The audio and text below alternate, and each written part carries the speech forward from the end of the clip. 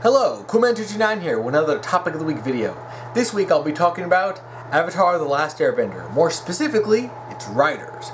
This topic was submitted by Tumblr Anon, and they asked, do you agree that the success of Avatar: The Last Airbender is due in part to Aaron and Elizabeth Ehasz? The strongest episodes from the series were written by them. Do you think Bryke were given too much credit, seeing as they butchered their own series in Legend of Korra in the comics? Yes, I agree. I agree so strongly with this. Now, to put this in perspective, Aaron Ehasz was the head writer of Avatar: The Last Airbender. He was in charge of the story. Brian and Mike, being creators, were the ones who came in with the ideas, and we have to give them credit for this. Brian and Mike did come up with the ideas of Avatar: The Last Airbender. But they were not what made it great. Now, I don't just want to say that Aaron and Elizabeth Ehasz are responsible for this, but it is in fact what they said due in part to them. Because there are like 24 writers on Avatar: The Last Airbender. And 3 of them have gone on to write the show Voltron. Forgot their names, but I know Tim Hendricks and Josh Hamilton are involved in it. Both of them got dragged into Book 2 of Legend of Korra. And there's another writer, I forgot her name. I'll have to look it up. But yeah, 3 writers of Avatar: The Last Airbender went on to write Voltron. And that season 1 of Voltron, fantastic. But I digress. Brian and Mike originally had this idea. And, let me tell you what are some of the things that they had ideas for. Originally, Toph was going to be a guy. I think we all know about this. And we've all heard the story of how Toph was going to be a guy, and they changed Toph into a girl. Now, Bolin was based off of some concept art of Toph, and I'm like, yeah, okay. A lot of people don't know. Brian and Mike were the ones who came up with Toph being a girl, and it was Aaron Ehasz who suggested, why don't make Toph a girl? Now, from what I can tell, I think I saw an interview with Brian, and he was talking about how they resisted the idea at first. Like, no, it can't be a girl. It's like... And Toph ended up becoming one of the most popular characters in Avatar: The Last Airbender. Originally 2, Azula, Ty Lee, and Mai, gonna be guys. Know for a fact that Azula was going to be a guy. But then they changed Azula to a girl, and then she ended up creating one of the most compelling villains in the series. Also, pretty sure that given what Brian and Mike have done in Legend of Korra, I almost completely forgot about this. There would have been a love triangle between Guy Toph, Katara, and Aang. You can start seeing the pieces start clicking, and you see that why Legend of Korra ended up being so awful.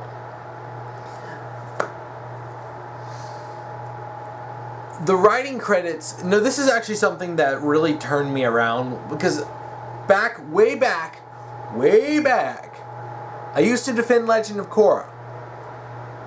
I'm not gonna lie, I used to be a hardcore stan of the show. Mainly because I trusted Brian and Mike. But see, Brian and Mike have, since Avatar: The Last Airbender, taken all of the credit. When they talked about cutting the fat of the show and just making it just them, we thought, oh, it's such a great idea, that we're not going to have all this filler, we're just going to have plot. Ha! Ha! Yeah, look how that turned out. And I thought, Brian and Mike, they created Avatar: The Last Airbender, right? So it can't be bad. And as I see this crap start happening in the show, I'm just like, no, but they wrote Avatar: The Last Airbender, this is going to work out by the end. And by the time we got to the book 1 finale, I was just like, I was flipping tables going, what the hell was that? And one of the most eye-opening things for me was I saw this pie chart, and it had the writing credits for Avatar: The Last Airbender and writing credits for Legend of Korra, book 1. And it showed the writing credits and directing credits as well. The writing credits, you had like a couple dozen writers. Then in Legend of Korra, you just had Brian and Mike. And he's like, you start seeing, oh, the reason Avatar: The Last Airbender was great is because of all the other writers. Brian and Mike seemed to be It took them a couple seasons of utter failure for them to even realize that. Oops. Yes.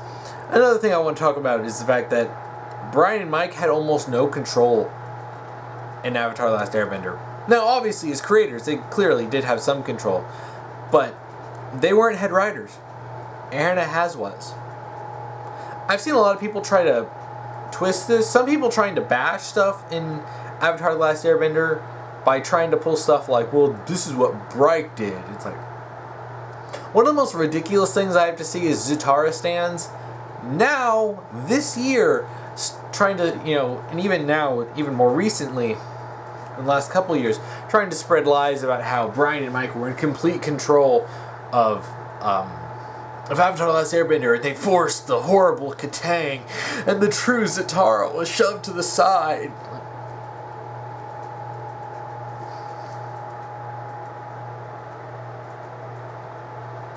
Yeah, just because Brian and Mike said that Katang is in the DNA of the show, doesn't mean they wrote it. In fact, Aaron and Elizabeth wrote The Fortune Teller, which is one of the biggest, hint, hint, nudge, nudge, wink, wink about Katang.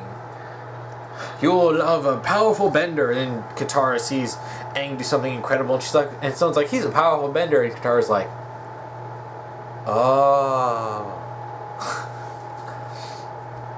Yeah, really, Aaron and Elizabeth is responsible for a lot of Legend of Korra.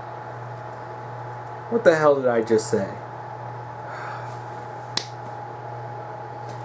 Aaron and Elizabeth is responsible for a lot of Avatar: The Last Airbender. The reason the show was good was not even just because him and his wife. It's also because the other writers. You see, one of the best things to do is have people working together on a story. So that if one person misses something, like something that might have been a plot hole, but since they have the story in their head, they're not quite seeing it, someone else goes, oh, it doesn't make sense, you should explain that. And and you have other people, and when you have this think tank working, then you can produce some good stories. And when they're all working together under, someone like Aaron and Elizabeth, you can produce a very good story. And this is why Avatar: The Last Airbender is probably one of the greatest American cartoons ever made.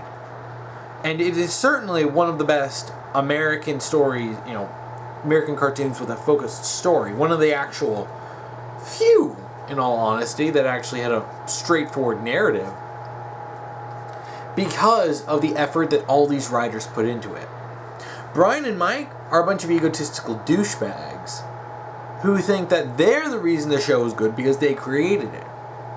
And I mean, it's easy to understand why a lot of people credit them. I mean, when we come up with stuff as, to put it less, as creators of our own ideas, we generally do a lot of the work ourselves in terms of stories. I know that's certainly what I've done. When I come up with a story idea, I work on it, and sure, I'll talk to some people and generally get some feedback, but most of the time the story is entirely from me. So when we see someone labeled as a creator, we like to think, yeah, they're the reason, they're basically doing everything behind this. And it's kind of funny. You see this with shows and stuff, that just because someone created it doesn't mean they're actually the good writer. It's actually really easy to come up with a good idea. It's really hard to actually write it. And a lot of writers get sidetracked. A lot of writers get focused on certain things. Sometimes they get focused on pairings. So they start writing pairings instead of this story, which is one of the big problems that Legend of Korra, Book 1 ran into, and Book 2, to be honest.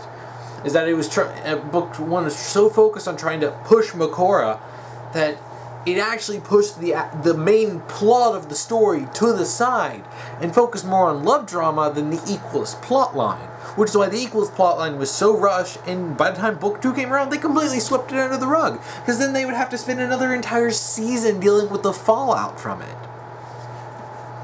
Brian and Mike are not good writers. They can work well when they have a bunch of people filtering their ideas. Because you take a lot of the ideas. In fact, Legend of Korra could have worked. If you had, say, Giancarlo Volpe or Aaron and Elizabeth in charge of it and looking over and basically, giving approval for what Brian and Mike were doing, it could have been a really good show. Because then they would look at, they're like, okay, Amon, cool. Equals plotline, cool. Tenzin, cool. Makora, let's cut back in the romance drama. Let's cut back in the triangles, love triangles. You know, we don't need that. And focus on the main plot line and the development and Korra's development throughout the season, and you would have had a solid show. But alas, Brian and Mike were in complete control. And it is completely ridiculous how much they screwed Legend of Korra up. And on top of that, they're still doing the comics. Now, I talked about the comics in my Table Talk video, but it just shocks me how they're still in control of stuff. They're still writing these stupid comics. And yes, there are occasionally good things in these comics, but for the most part, they're dumb. They're full of relationship drama and character assassination, just like The Legend of Korra was. And I'm glad that, you know, since Legend of Korra ended, there are people who are finally turning around to criticizing Bryke. I'm just baffled it took the whole Korrasami debacle of trying to shove a hand-holding scene in the last 2 minutes of the show, and then them going, well, you're homophobic if you don't see this, because you're just looking at things through hetero lenses. I'm surprised it took that long for people to figure this out. And believe me, I know. I was in denial too. Back when Legend of Book 1 was airing, but when Book 1 came out, I was just like, nope. And when Book 1 finished, I do admit, I was hopeful for Book 2. And it ended up being worse than Book 1. Book 1, surprisingly, ended up being the best season out of Legend of Korra. Because Brian and Mike are sitting there trying to cobble together stories out of nothing, and it shows. Yeah. Really. That's it. Avatar: The Last Airbender is a successful show because of a solid head writer and a bunch of other good writers who knew what they were doing. Brian and Mike, while they did write good episodes, and I'm not going to knock them on that, they did do good, but they did good because they were working with other people. And I mean, some creators are great at coming up with ideas and even coming up with stories, but they need help when it comes to filtering and like refining ideas to where they're actually good and not just either okay or bad. It's really like it's really about knowing your limitations. And it's saying that Brian and Mike should realize that when they're writing something, they need someone else with them to say, yeah, that idea is dumb, cut it. And yes, it does hurt ego a little bit. You know, sometimes you may like an idea and then an editor comes in and says, that's a terrible idea, cut that. And it hurts, but you know, when you're working with other people, you know, you need to take into account that you're not the only one who has any, you know, who knows what's going on. That other people are reading this and going, this is dumb, you should fix this. That's why you see, you know, especially when you see a certain manga like, you know, Naruto or Bleach or something, that you're like, you know, certain things should probably be changed, but they just keep running on. And the problem with a lot of stuff is the, you know, protection from the editors. Because when someone gets popular, you can see this, including book series with Harry Potter and J.K. Rowling. That once they get popular, they don't need to be checked. No one really cares about checking their work. Hell, even video game people like Hideo Kojima. You know, they get popular and all of a sudden they're like, well, they can do whatever they want. They have free reign to have however much money they want to do, how much time they want to do whatever they want.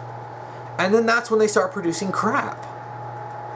Because when quality control becomes moot, the work they're going to produce is crap. You'd be really lucky to find someone who has no quality control or editing on their work that's on a professional level, that's really popular, that actually produces good work.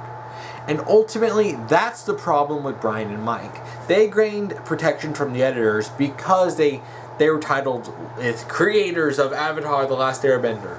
Therefore, they were given free reign, and Nick hired 4 seasons out of them. Nick hired them and then asked for 4 seasons. Ugh. Wording, what is that? And then they immediately regretted it when they saw what they were doing. They were like, oh, crap. But really, what's the problem? Brian and Mike, working under some people, come up with great stuff, especially when those ideas are refined and improved by everyone else. But they're not good by themselves, as Legend of Korra and the comics have proven. For every good idea they have 10 bad ideas. And it's up to everyone else to cut those 10 bad ideas and give them more good ideas. And that's it. That's about it. Pretty simple topic today. So if you want to check out last week's topic video, you can check that out here. And if you want to check out next week's topic video, I'll put that up here when I get that done. If you want to submit a topic to me, just go to my Tumblr and send me an ask, then do topic, and then whatever you want me to talk about. Or if you're on YouTube, you can simply comment below. Just make sure that it's about, that you follow the rules that I'll be posting below, and that it's about something fictional or about something related to something fictional. I want to talk about real world topics and pretty much stuff that's not real world or politics based.